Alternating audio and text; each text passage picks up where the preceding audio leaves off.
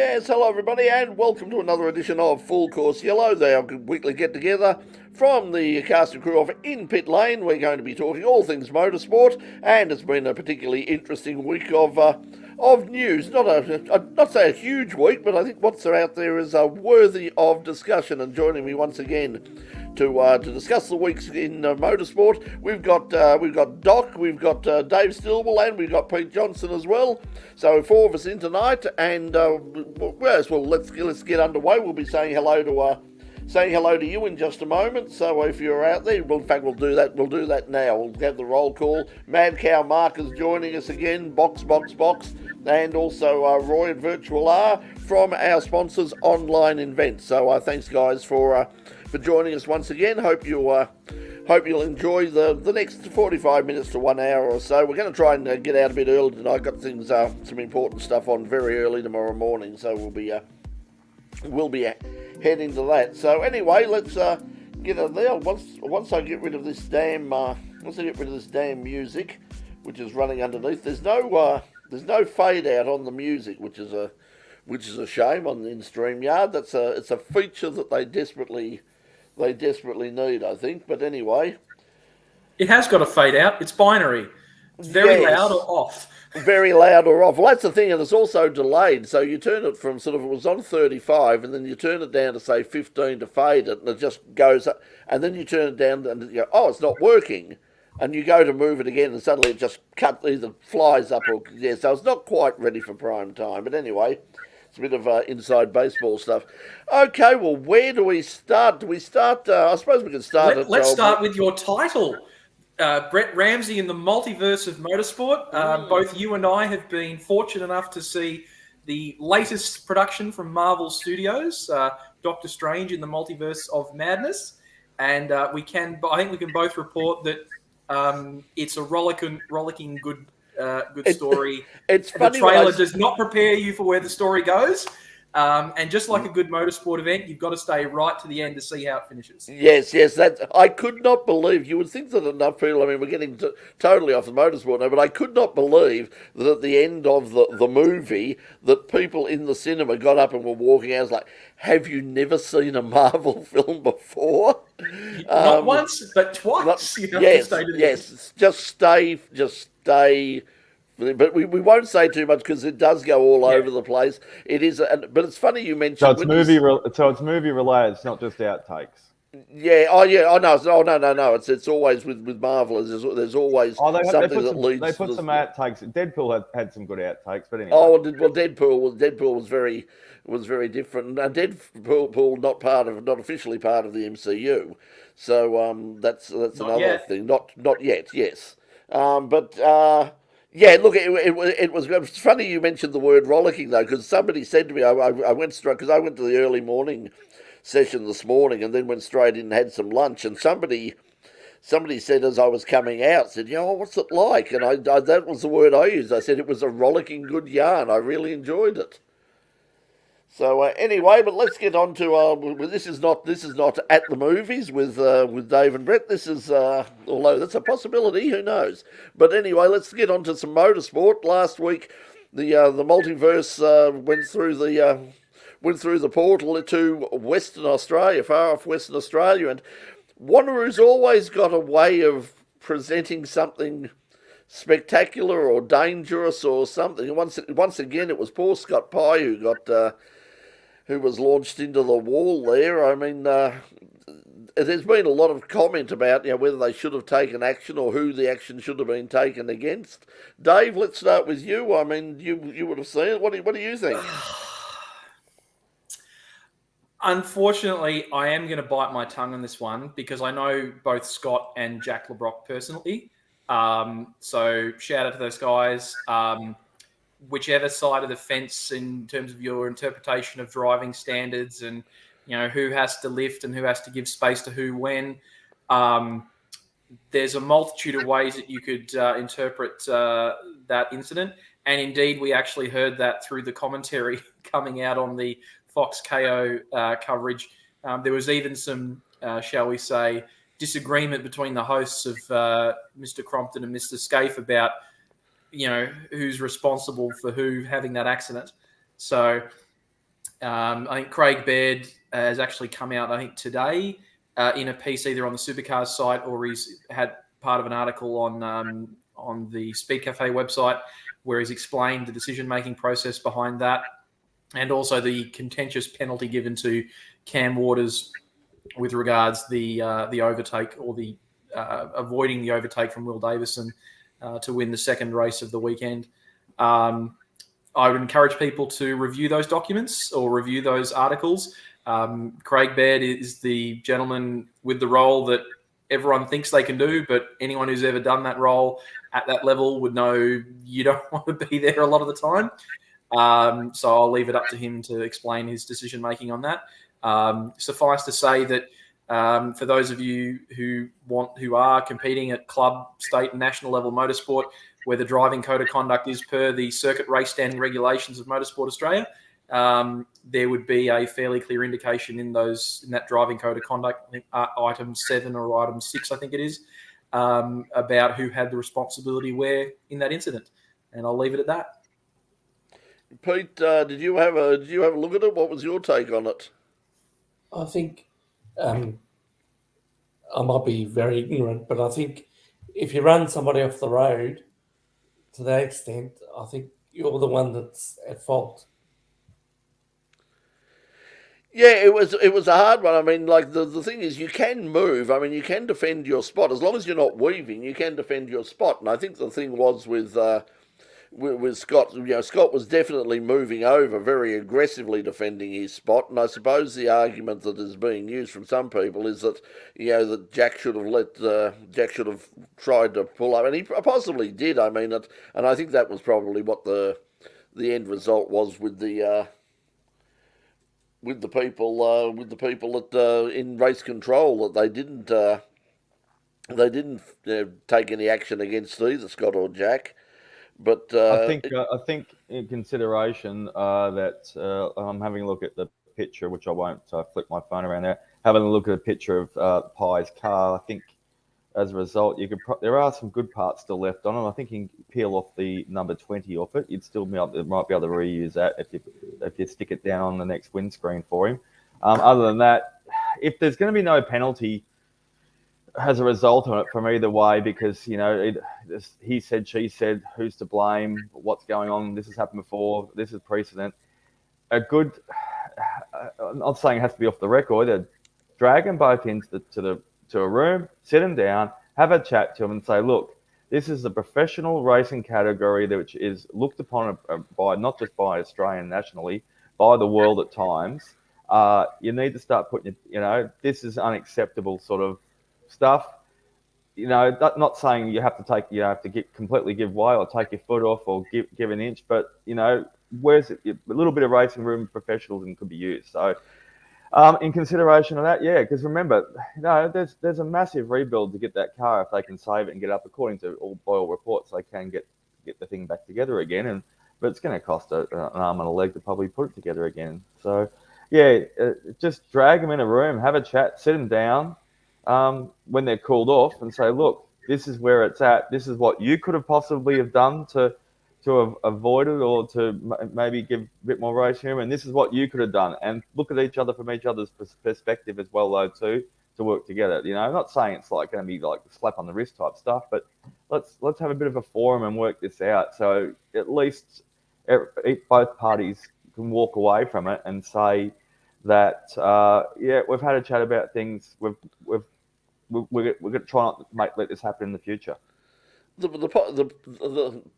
The problem with the supercars now, everything's so finely balanced. I mean, if people talk about rubbing is racing, and you look back at the old days, and you sort of see people used to lean on each other all the time. But I mean, the thing is, they weren't doing the sort of speeds that they were doing now, and they weren't as finely balanced now. I mean, you could do that sort of thing. You could bump in, and you could lean on each other and push someone across, and it was all fun and games. But when they were sort of like basically series production cars, and even then, of course, there were still big accidents. But when you had going back to Group A and C and that sort of stuff, you had all-wheel drive Skylines that had that much traction. You gave them a bump and grind, like you're saying, Brett, and they just jump off the grass and jump back in front of you again.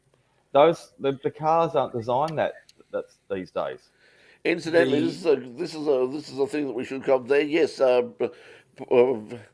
Paul is saying that your happy Brock Day because it's 0505. It's the 5th of May. So I think forget about May the 4th and being with you. I think that we should push for. I think we should push for that. May the 5th every year should be Brock Day. So happy Brock Day, everyone. No, it's if yesterday was May the 4th be with you, today is Revenge of the 5th. Never forget how the dastardly rebels, blew up not one but 2 Death Stars of our beloved Emperor Palpatine. There you can tell someone's a Star Wars fan. That's a film. I saw the first Star Wars and thought, yeah, that's all right. And then I saw about halfway through the second one and went, no, more the same. Were you making the point this wasn't a movie show, Brett? Yeah. Yeah. Again, moving on further with the supercars from Wanneroo, of course, we do have to call it Wanneroo now. The naming rights partnership with the Barbagallo Motor Group has now ceased. Of course, Alf Barbagallo and his group of companies was a long-time supporter of the West Australian Sporting Car Club, hence the reason why it was known as Barbagallo Raceway and not Wanneroo. That naming arrangement's come to an end, so it's now Wanneroo Raceway.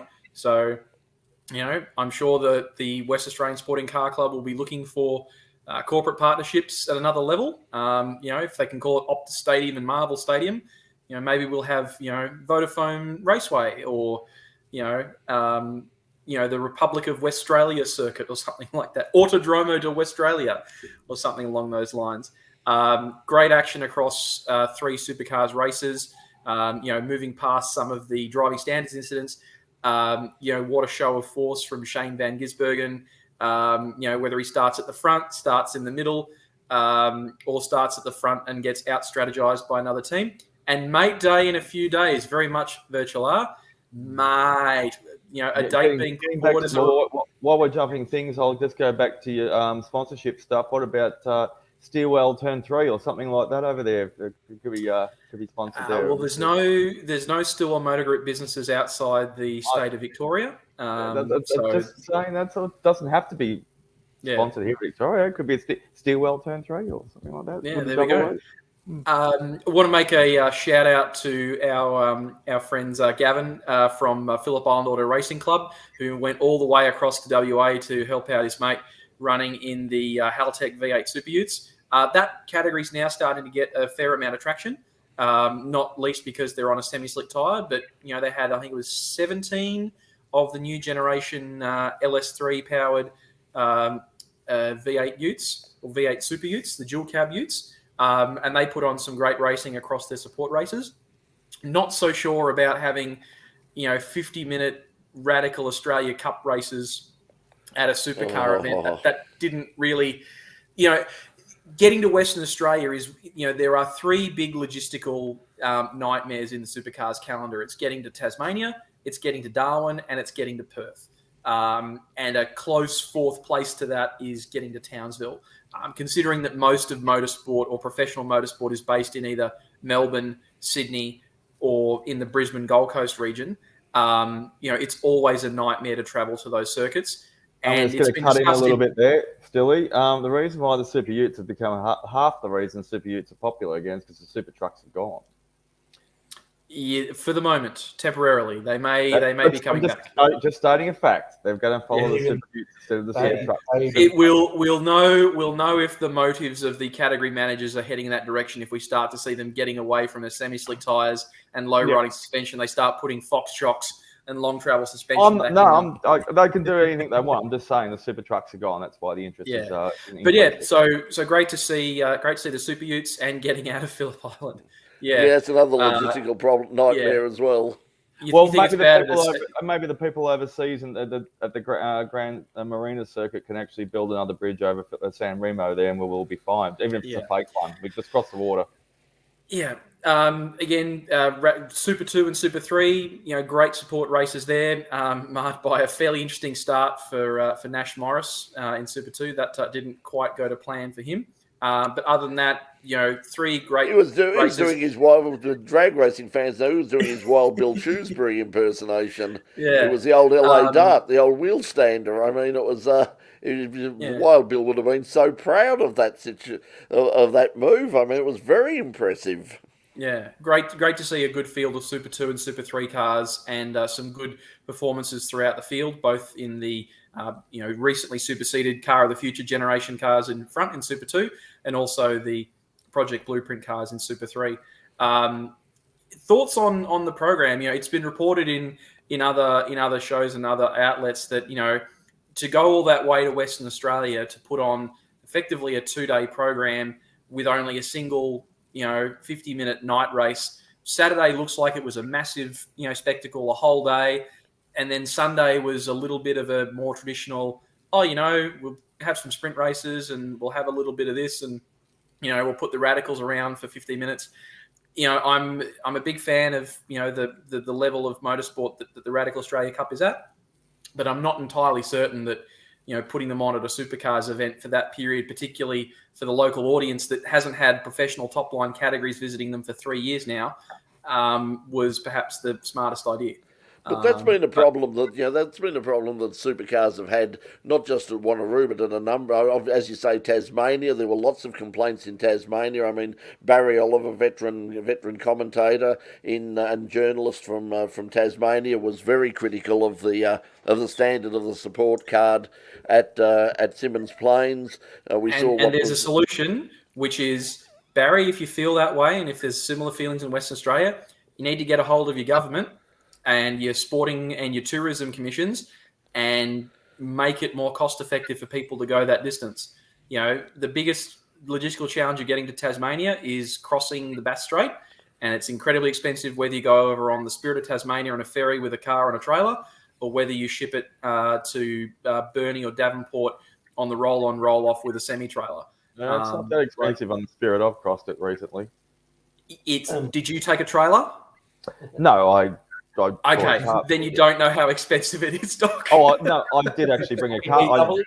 Yes, I did bring a car over here. So I did it on the Spirit of Tasmania and brought a car over here. So I know how expensive it is because I checked the price. So for in our BMW Drivers' Cup community, when we've held races in Tasmania before, oftentimes members have got rally plates or club historic permits, driven their cars onto the boat, off the trailers in Port Melbourne, onto the boat on club plates, and then they hire a trailer once they get across to the other side of Bass Strait with a hire car, and then take them on open trailers down to either Baskerville or Symmons Plains.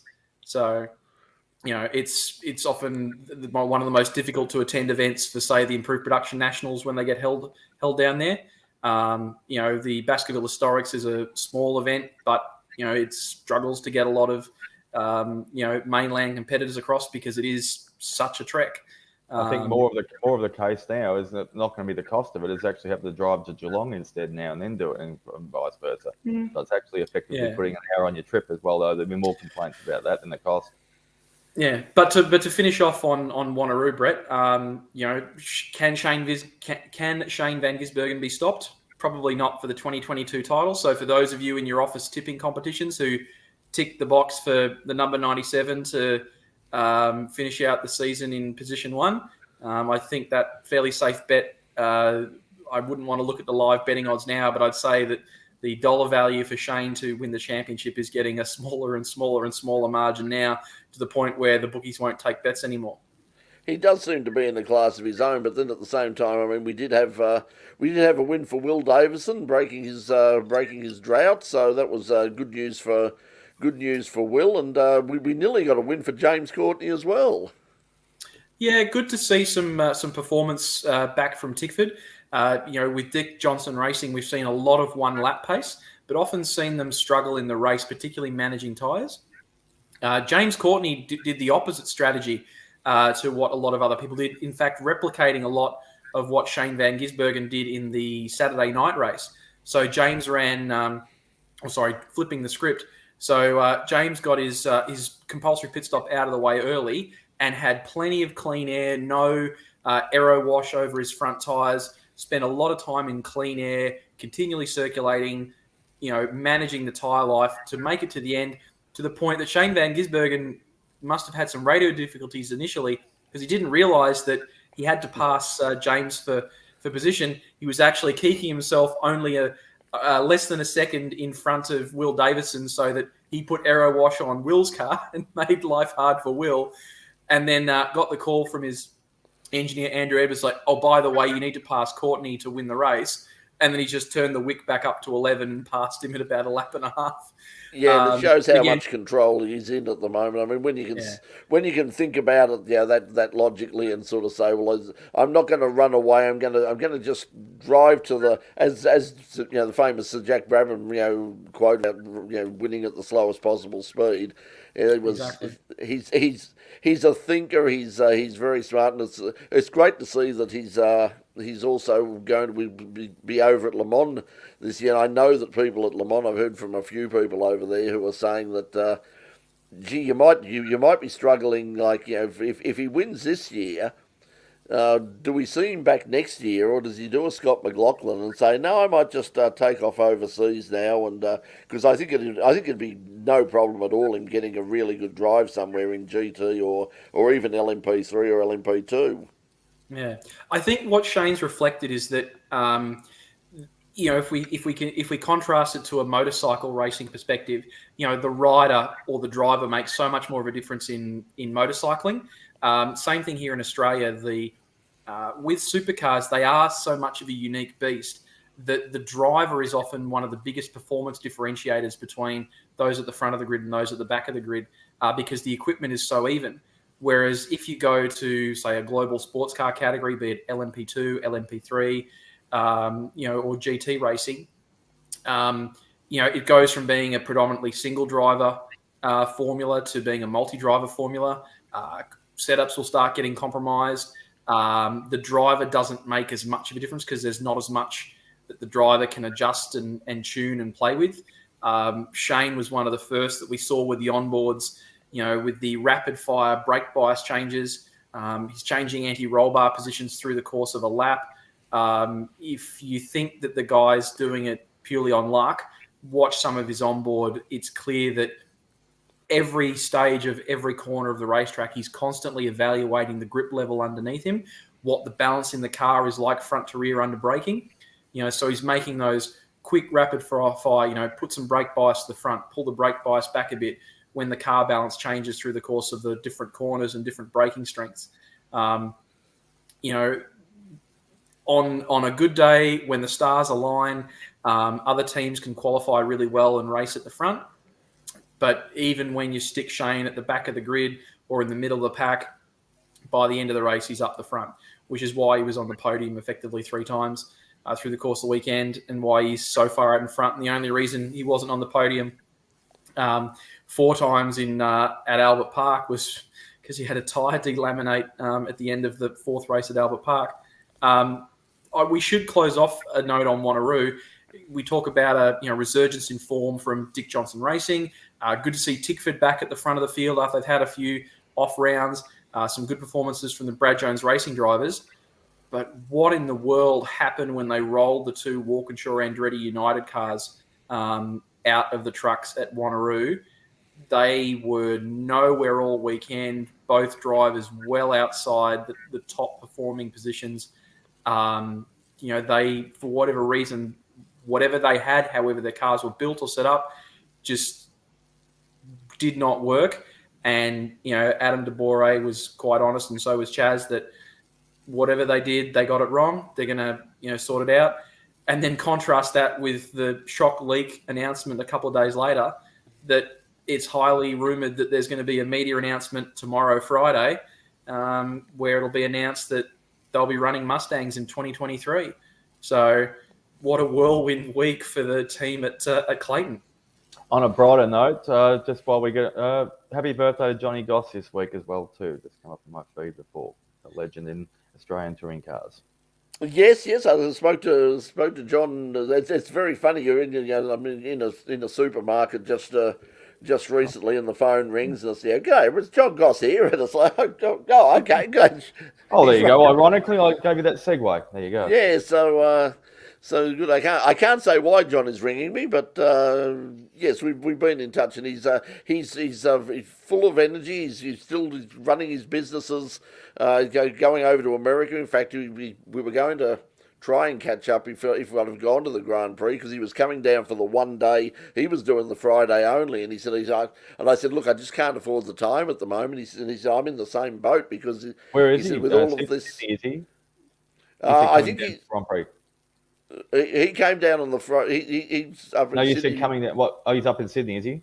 Yeah, I think. Well, actually, I think he might be based up in Queensland now with his business. But he was going to America, because he does a lot of business in America, and that's where he was going to. He said because of all the travel restrictions, he said, look, I've just got to get over there and do some stuff, and so I'm basically going to. I think he was actually flying out of Melbourne. He was coming down here, spending a day at the Grand Prix on the Friday, and then shooting out either later that night or the next day. But good to know that he seems to be as fit as a fiddle, and as sharp as a tack, and so as the only person to have won both the Bathurst 1000 and the Australian Grand Prix, and that's something that probably will never happen again, unless one of the current Formula One drivers decide they want to race at Mount Panorama sometime, which is not beyond the realm of possibility. Not inevitable. Who would not want to race at Mount Panorama at some stage? They all do. Oh, well, here we go. I'm just going to say, so, Liji, nice to see you guys here in Bangkok, Thailand. Funny you should. Thailand's motorsport at the moment is going gangbusters. If you have the opportunity to see the Thai Super Series on YouTube, and you talk about the utes, the super utes, they've got some super utes over there, which I think are much better than they're actually diesel powered, but they are wild things. Took the nose. And then, of course, they've got their marquee event. Is it the Bang Saen Street Circuit in one of the resort villages in Thailand?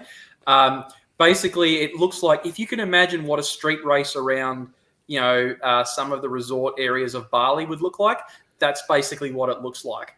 Imagine the Australian GT Championship racing around, some of the resort areas of Bali. Indeed, some of that Thai Super Series has an Australian flavour in it. Quite a number of Australian motorsport contractors go over to help run cars. In fact, the current race director for Supercars, James Taylor, has done a lot of work as the race director and the clerk of course for those events. Really. I must admit, I was actually from the Thailand guys. Yeah, I was actually looking. It's coincidence, because I was actually looking the other night in terms of is there some way that, because as we've said, we've done a number of things in Asia over the years on the program, and it's like there's no sort of not a lot of money in the bank at the moment, but I was sort of looking, because with travel and accommodation in particular over in Thailand is still very, very reasonable. So I was looking very hard at the fact that I wonder if I could get across and do something for the show. Working holiday. Break. Yeah, well, they'd love a tourist dollar at the moment, wouldn't they? In most of those countries there. Yeah, well, I'd like to. I did speak to somebody a couple of years ago about doing something, and they were quite keen at the time, but we never sort of followed it up because of what happened afterwards. So it might be something that I look at doing again, because they run to the TA2s over there, the Trans Ams, a big field of Trans Am cars over there. They've got some fabulous small bore racing in terms of little. They've got TCR, but they've also got their own sort of smaller category, which is cars up to about 1.6 litres, and they're fantastic. Little Jazz, and even the Getsies get a run. So fabulous stuff. All completely legal within the restrictions and scrutineering that they can get away with. I bet. Yeah, that's very, very professional over there. They're doing it. It really has taken off over there, and that's great to see. So I would love, and of course, the main reason I want to go is forget about the racing. I want to have the food. But anyway, let's Well, we were talking about Bathurst before. We've got the 12-hour coming up. yeah, 12 hours coming up. The entry list has on been the lower announced third, for. running along the bottom there. Yes. Yeah, the Bathurst 12-hour entry list was released earlier, or last night, or earlier today. Lots of TBA. TBA is getting a really good run, but unfortunately, only 20 cars. Under the circumstances, should they have just put the red pencil through this year and just said, look, it's running up against races overseas, major GT3 races. It's very close to the Nürburgring 24-hour event, so a lot of people, won't be wanting to come across and fly across, do the 12-hour and then race across and do the Nürburgring race as well. And then not all that long after is Le Mans as well for a lot of the drivers. So should they have just run the red pen through this year and just said, look, let's run it next year when we can do it properly? Why would you run a red pen through it when the campgrounds, as Christian and I were talking a couple of days ago, were completely sold out straight away? So there will be a crowd there.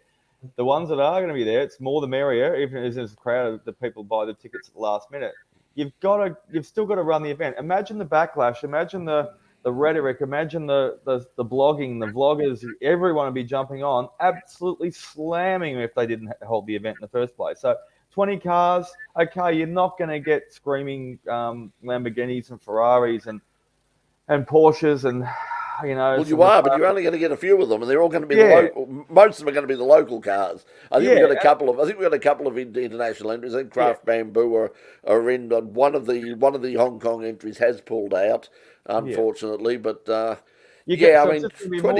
cars, 12 hours. That's all right. You don't want, obviously, someone commented today and they said you don't want half the field going out in the first corner on the first lap. That's going to make it a bit of a fanfare. But look, you've got to hold the event. It's not just about the cars. It's the experience of getting away for the weekend. There you go. Knackers is on board with it. 20 cars is big enough for Supercars and F1. So, but they're not running for 12 hours. Yeah, I know. But around a 6 kilometre plus circuit. The reliability is pretty good. Most of them, unless it's driver error, finish the race anyway. So, they're more reliable than some of the other fields of cars that are around the world in whatever tier of racing they are. So you've got to hold the event. I mean, the campgrounds are booked out. The tickets will be close to probably being booked out. There's no restrictions on numbers, of course, but you cannot not hold the event when they've delayed it once already this year. So, that's what I said. It's the people I know, a lot of them that are going to it, whether it be my family, my friends, and people in the motorsport community. It's not just about the motorsport. It's getting away for the weekend, going to somewhere different, somewhere interstate, having a couple of quiet bevies sitting there on the team, nothing silly, and enjoying the weekend for what it is. It's not just purely about only 20 cars instead of 40 running around the circuit. Dave, are you going up? I'll be part of a very large crew of Motorsport Australia volunteers helping make that event happen. I'd observed that since Supercars took the event on, what was it, 6 years ago now, was the first running of the event under Supercars ownership, 2016. It's become far more integral to Stefan Rattel's, the Intercontinental GT Challenge. And of course, the event is seen as one of the shining lights for the GT3 formula around the world. If nothing else, the event's kind of gone back to where it was when it started with the GT3 formula in 2011, the first year that the event ran with the GT3 cars as the top level cars, where it was only a Pro-Am event. That wasn't until later on that full pro lineups were allowed. So it's kind of come sort of full circle. We've got a really good field of locally supported Audis, just like we did back in the early 2010s. Still, he answered the question without giving all the history on it. He asked you a question. What's your opinion on it this year? Not the history of it. I think, given the circumstances, this is the best we could hope for. As you say, would you prefer to have a race with 20 cars where it's a whole lot of locals, or would you prefer to have no race at all? You can't always get what you want, but we'll see, I think, particularly next year, provided we don't have another calamity with the Kyalami 9 hour, that the event can run in its traditional spot in February with a full field of locals, regionals, and internationals, hopefully with their cars as well. Yeah, I mean, I Well think that's done. the other Good option. I think that's the other problem we've got at the moment is the fact that, apart from all of the problems with COVID sort of stopping people coming in and out for a while, I mean, and that's sort of, put aside now, the main problem is still getting cars and equipment around the world. And I heard on Midweek Motorsport this morning, John Hindhoff was saying that there were people who raced at Sebring who still don't have their cars back.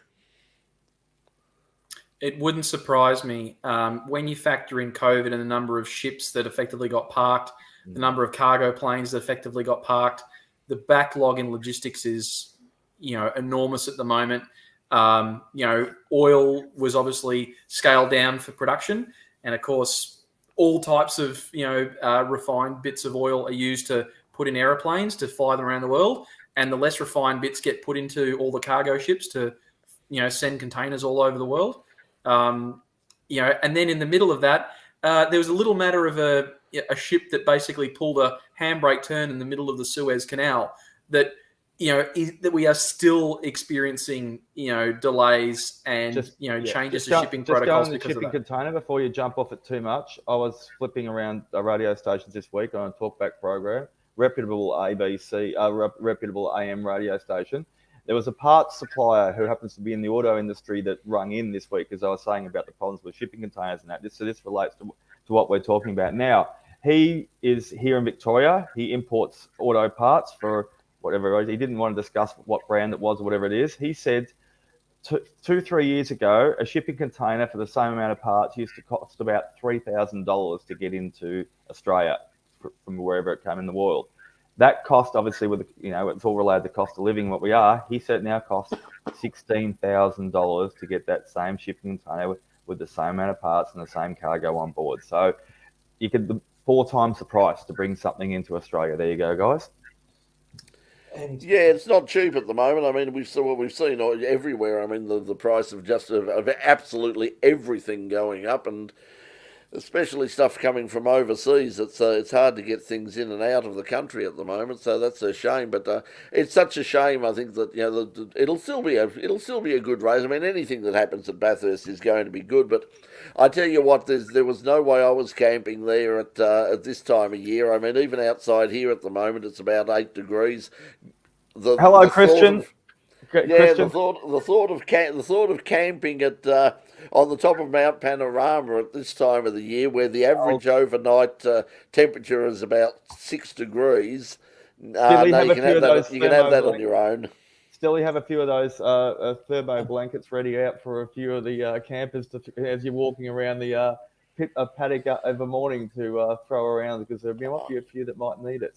Yeah, I read today that Supercars is having the same sort of issues with shipping and freighting to New Zealand. So they're having where the cost is much more astronomical than it was before. Yeah, well, that's going to be a problem. I mean, because it's a very successful meeting over there in New Zealand, and they've had a few problems, obviously, with the COVID thing. But even before the COVID thing, they had all the problems with not being able to race at Pukekohe on Anzac Day, which was the had become a tradition over there, so they couldn't race there, and they were racing at Hampton Downs. Hampton Downs, great circuit, but once again, it's a bit like Phillip Island. It's sort of one road in, one road out.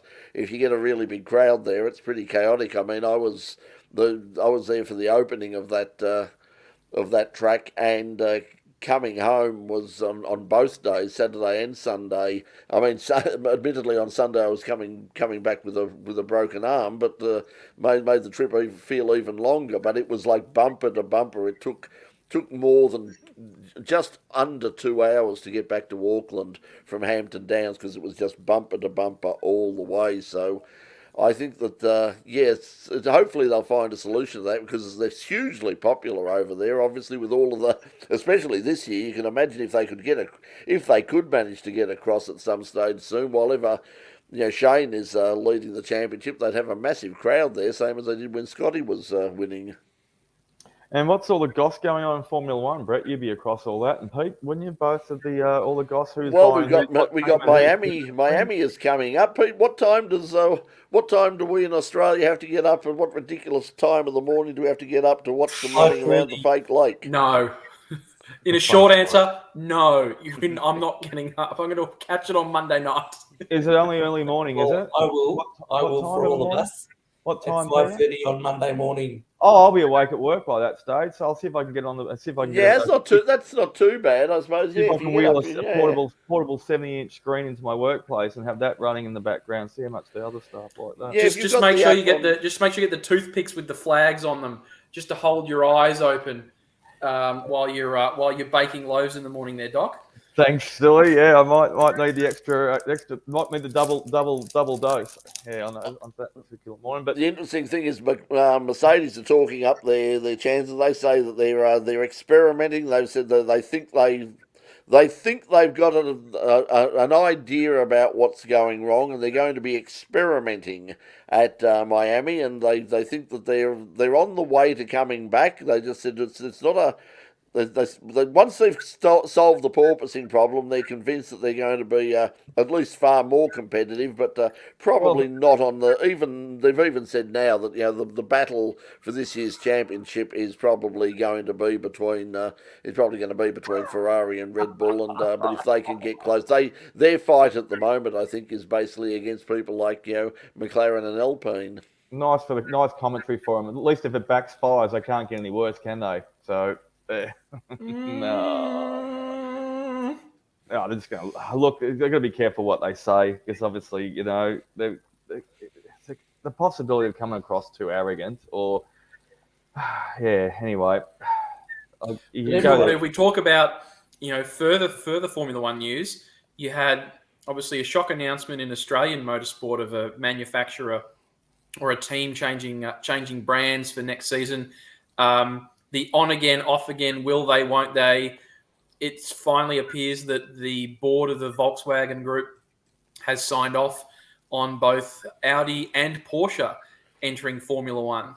We've seen in the last several months a trailing off of the development process of the Audi LMDH car, which was apparently meant to be a styling exercise on top of the same car being developed with Porsche.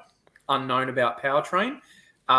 Details still murky at this stage, but we suspect that Porsche might be a powertrain partner with a team like Red Bull, whereas Audi might go in with a partnership with another team.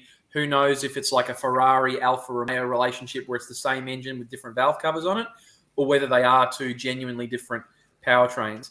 I think having looked at some of the powertrain budgets, I doubt that the group could afford to develop not one but two Formula One engines. Well, that's what they're saying. I mean, somebody from the Volkswagen Group has said that they are currently developing two separate motors. It said both Audi and Porsche are working on different power units. Well, you'd have to give them create some. That's really surprising. Give them a bit of. That's what I'm saying. They have got two teams working on this and under a different banner, of course. But you've got to give them creative license. You never know. You might grab two nice, great big powertrains that work in a different way, and they could, the development of both of them can work with different. Everyone's got different ideas. So what's wrong with it? Diversification.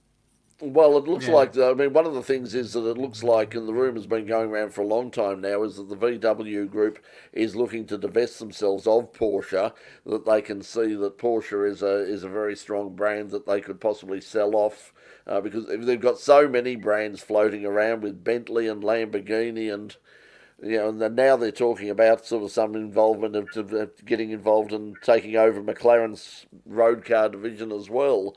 So how many of those sort of those brands can you have running around? I think their idea at the moment is that Porsche's a strong enough brand name in and of itself that they could put up they could float it as a totally separate company and sort of divest themselves of it. There. You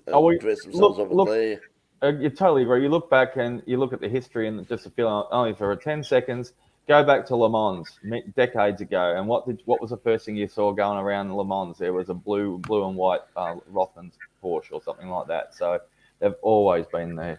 So. Well, Porsche have announced that they're going to have 4 cars on the grid probably at Le Mans. There's 2 of their own cars run by Team Penske, and they say they've got the resources to run 2 customer cars. So we might have next year sort of 4 Porsches running up against a couple of Toyotas, a couple of Glickenhaus. Yep.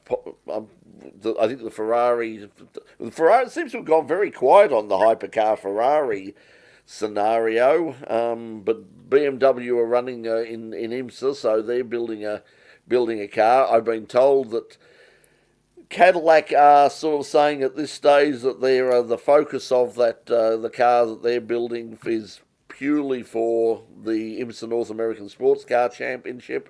But they would quote, "We would like to run at Le Mans one day." Same with Acura, Honda as well. They're saying that the plan is not to race at Le Mans, but if somebody somewhere could find the money, of course we'd love to run. So imagine, just imagine in a couple of years' time if you could have, Ferrari, Porsche, Toyota, BMW, Acura, Brilliant. Cadillac, and then there's the bespoke people like Glickenhaus and possibly even, we'll call it Van Wall, but Bicolis. That's a nice looking car too. But I don't it's know a lovely looking car. If only it was fully homologated and how they get it homologated without a manufacturer for ACO rules racing.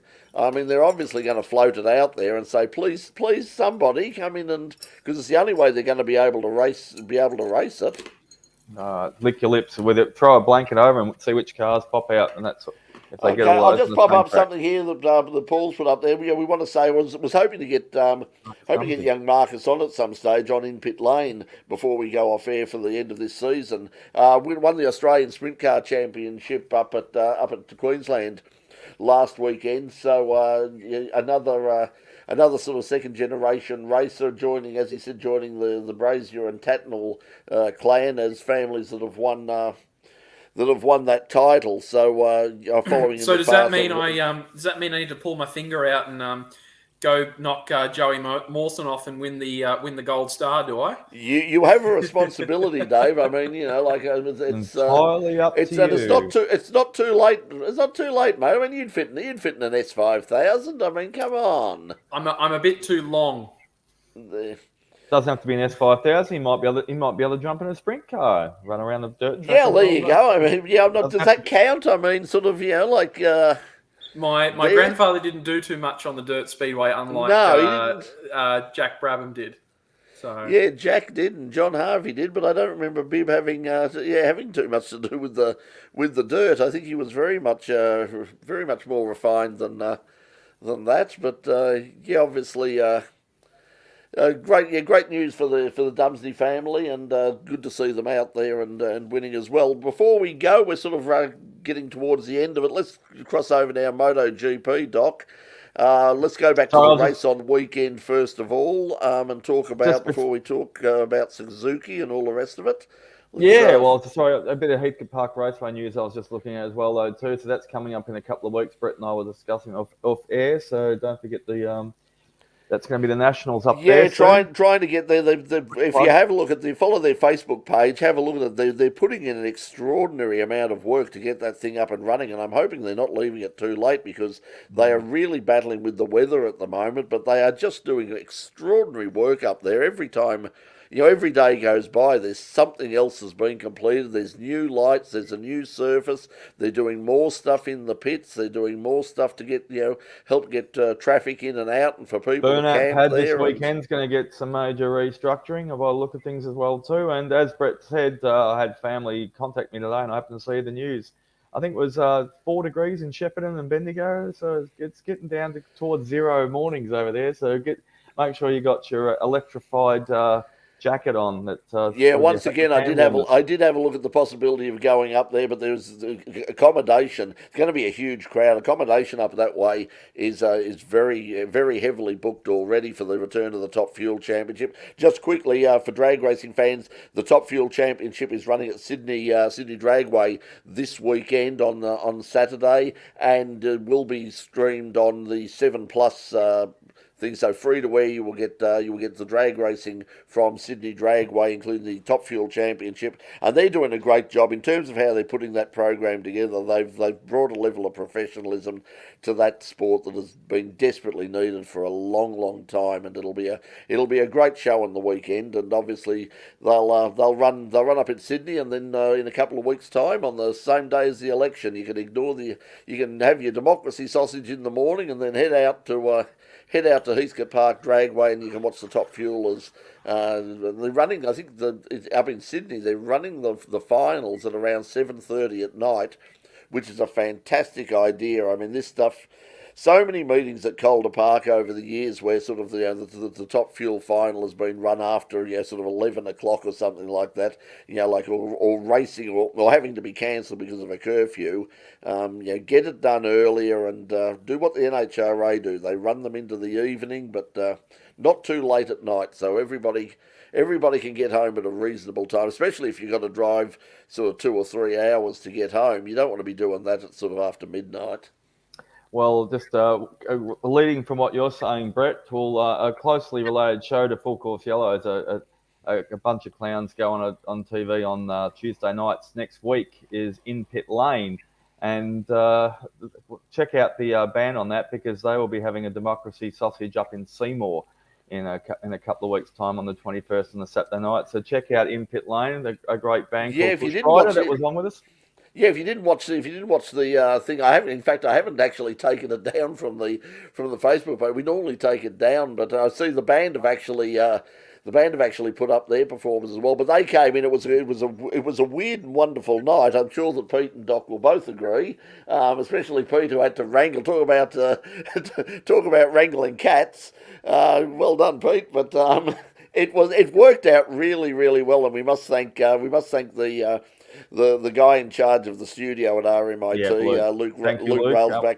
Yeah, thank you. Who jumped in, and Andrew, who's only new to the job in at RMIT. I mean, both of them sort of dived in and became part of the crew. And said, Luke didn't break a leg; he broke a shoulder, and he did some creative looks for the band, because we decided to went from a Persian rug to acoustic with just wires running all over the ground for fun. And they seem to sit in one position and behave themselves. But Kush put up Kush, if you're watching this, I was on to you. Put up a bit of a raw footage. Here we are sitting here in Pit Lane. I'm really nervous sitting here. So he said that to me at the end. He was nervous. So I actually do believe you now about that part. I'm really nervous, and he says, look at the chaos that's going around us right now. We're all sitting here like good little Vegemites, and they're all arguing. And I fixed that one up. I put a little post on it. So it's called a creative license. It's called creative discussion. So we weren't arguing, because I was actually sitting back at the back of the studio behind the lighting at the time on the chair, just with the arms folded like this now, listening to it all, carrying on, going on, having a bit of a laugh. I think when the band comes in and just sort of decides that they're going to totally change the whole focus of the thing and say, no, we don't want to be on the stage. We want to do this and we want to do it differently. It was like, oh, no. Yeah, but it worked out. So anyway, watch on Tuesday night, 8 o'clock, Channel 31, and then also on the In Pit Lane YouTube channel as well. We had the young Jack Panaccia from the RX8 Cup was in. Thank you, Tom Shaw. Gave me a big love heart and said it was great to see it. And he watched it, and the gang up there in the RX8 Cup up north, and said, top effort, you guys, especially Jack. Oh, okay. Well, thanks for that, Tom. Yeah, Tom's a bit of a video maker himself. In fact, we're talking about doing some collaboration stuff with Tom. I'm going to get in touch with him at some stage. It's been so flat out. And congratulations, I'll say quickly, the Australian Sports Sedan Association had their 50th anniversary celebration. That's why I've been so desperately busy over the past few. They're putting together some presentations for that, which took a long time. You wouldn't think that sort of about 20 minutes worth of footage could take that long, but trust me, it takes a long time to get that done. So hopefully you enjoyed all that, and I believe the night. I did very much enjoy that. I was an attendee on Friday you were there, night's were you? Extravaganza at. On the waterfront down in the precinct near Jeff's shed. Very much appreciated the look at where sports sedans came from and where it's come to, and to get the opinion, get to hear the stories about people who were there in the beginning. a panel discussion with people like names like Ron Harrop, Jim Richards, Gary Rogers, Darren Hossack, and even the likes of someone like Splitpin. Phil Brock was there, keeping tabs on all the younger fellas as well. And great to see the new generation of sports sedans reflected alongside some of the vintage generations of sports sedans as well. So yeah, unfortunately, I couldn't get there. They did invite me along. I mean, when I put it together, said, "Would you come along as our guest?" And I said, unfortunately, I was just flat out with so many things on at the moment that I just had to say no. Look, I'll give that a miss. But yeah, as I said, the report that I've seen from everybody who was there was that it went very well. Hey, listen, let's quickly get we need to wrap up quickly, Doc. Let's go on Moto GP. Yep, MotoGP, huge race at Jerez on the weekend. Great. It was a battle for the podium, really. We'll just leave it at Bagnaia. Came from obscurity from this year so far, and led the whole race. Quartararo got close to him towards the end. Within a second of him, but just couldn't quite make that deficit up. So it was 1-2 by those two guys. The battle for third was raging all the way through the race. Even about 5 laps to go, Marquez passed Jack Miller. And they had a few. Alessio Spargaro was in the mix as well, though, too. At one stage, Marquez went to take Miller out, and Spargaro went through both of them. So great racing, all clean, all fun. Spectacular to watch, and well done to Espargaro. Got to put you on the podium for the third spot. So that's the big wrap up of that. Good racing, Jerez. Can't wait till next year over in Spain, etc. It's a bit of a worry when you get somebody in terms of like Remy Gardner saying the aero, because a lot of them are running the little wings now and all the rest. And he said he'd lost one wing, and he said it would have been better if they could have just ripped the other one off, because he said that it was basically made the bike unrideable. Just kick it off. What are you whinging about? That's what they used to do back in the old days. And you might take someone else out with your foot. But anyway, so the big news is that Joan Mir and Alex Rins, who were not featuring much, I think Mir was just behind those 5. They may not have a ride next year in 2023. And the reason behind that is the huge news in motorsport around the world in the last couple of days is, and it's Suzuki's completely denied this at the moment. They're not talking. They've just closed up shop. Suzuki might be pulling out of Moto GP at the end of 2022, which is, Brett and I were discussing beforehand, we've seen all the goss. They are contracted to 2026, and there are not going to be some happy campers, and I'm not talking about the fans around the world, that they do pull the pin at the end of this year. Yeah, Dorna have already said that they've said it, put out a release this evening, basically, or today in Europe, saying that just reminding Suzuki that they do have contractual obligations, and under those circumstances, they would, before anybody goes making any unilateral decisions, they need to have a bit of a chat. So obviously, Dorna, if they do pull out, I mean, they obviously can't stop them, but obviously Dorna are sort of saying, well, okay, you can pull out, but if you do, I mean, there's going to have to be some compensation somewhere along the track. So quickly, that's going to be a problem. The nutshell 30 seconds are Rins and Mir, if they were to lose a ride, the best part about it, there is only 1 or 2 riders that are actually locked in for next year for 2023 rides, even with the factory teams. Most of the riders are not locked in, so there's going to be some negotiations and maybe some mucking around, going around, some stuff behind the scenes in the paddock for the rest of the year. On the other side of the coin, the worrying part is Suzuki are all quiet about this. They have not said a iota about what's going on, which they did. Yes, they're neither confirming or denying it. They just said everything's very quiet. But have a look at the race. The race website have got a really, really good story there regarding what's basically been going on behind the scenes of Suzuki, and it sounds like a modern day version of the Marx Brothers. I mean, the way things have been run there for the past year or so. Well, I don't want to delve too much in the past, but when this happened last time, when they pulled the pin back in the end of the late 2000s, 10s and onwards, they did exactly the same things, kept quiet about it despite all the circulating rumours.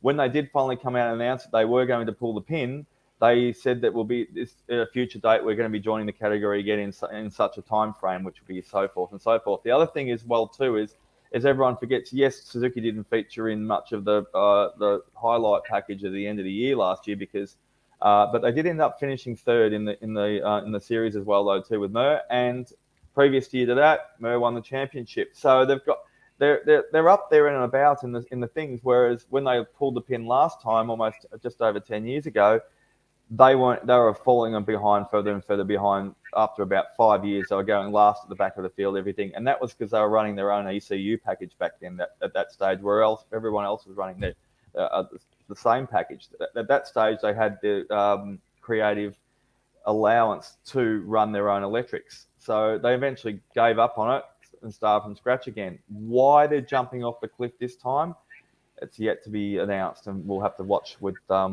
beating drums. Yes, we'll have a look. As I said, if you go to the race, I mean, they were YouTube, but they've got. I'll just bring up the there. It's the